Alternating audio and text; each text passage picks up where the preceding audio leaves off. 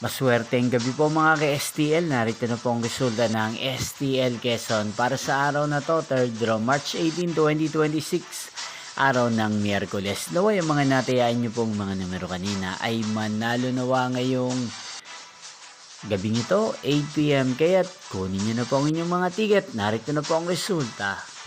Ang mga numerong nanalo sa STL Quezon ngayong gabing ito, March 18, 2026, 8 p.m. Third draw result 33 at 2 in exact order. Again, 33 at 2.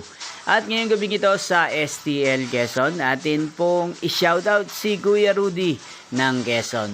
Shoutout po sa inyo Kuya Rudy. Sana po ay nasa maayos kayong kalagayan. At sa lahat po ng mga taga Quezon, shoutout po sa inyong lahat. Hindi pong napanood ang resulta ng STL Quezon. Magkita-kita pong muli tayo bukas ng alas 11 ng umaga. Thank you for watching.